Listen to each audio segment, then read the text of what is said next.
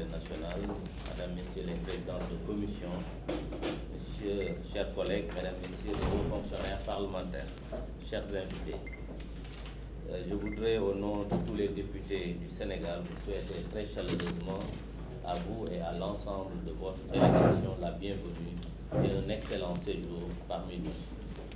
Madame la Présidente, votre visite traduit assurément l'excellence des relations d'amitié et de coopération qu'entretiennent l'Assemblée nationale du Sénégal et l'Assemblée nationale du Québec.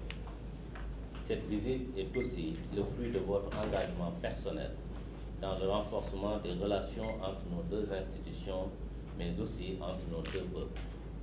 Nous savons en effet que dès votre brillante élection en novembre dernier, vous avez manifesté le souhait d'effectuer votre première visite officielle au Sénégal. Pour cette marque d'estime et d'amitié, permettez-moi au nom de la représentation nationale de vous exprimer ma profonde gratitude. Madame la Présidente, il est de tradition que les assemblées sœurs, entretenant des relations privilégiées, les fortifient à travers des visites. La vôtre au Sénégal revêt un caractère particulier qu'il me plaît de relever ici.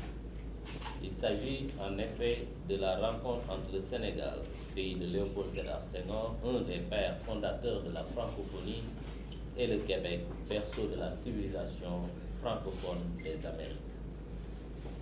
Votre visite est une belle opportunité de renforcer la coopération bilatérale qui lie depuis plusieurs années l'Assemblée nationale du Sénégal à l'Assemblée nationale du Québec, et comme pour prolonger les positions communes de nos deux assemblées, qui ont régulièrement adapté au niveau des instances de la francophonie parlementaire, cette fructueuse relation a été concrétisée par la signature en décembre 2016 d'un protocole d'entente.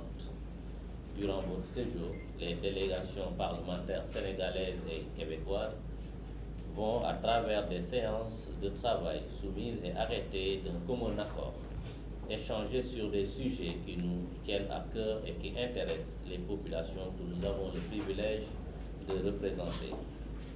C'est dire qu'en votre qualité d'ancienne ministre de la Culture et des Communications et en tant que deuxième femme dans l'histoire parlementaire québécoise, a accédé à la prestigieuse fonction de présidente de l'Assemblée nationale, et thématique de la place de la femme en politique ainsi que la diversité des expressions culturelles seront débattues avec toute l'expertise requise.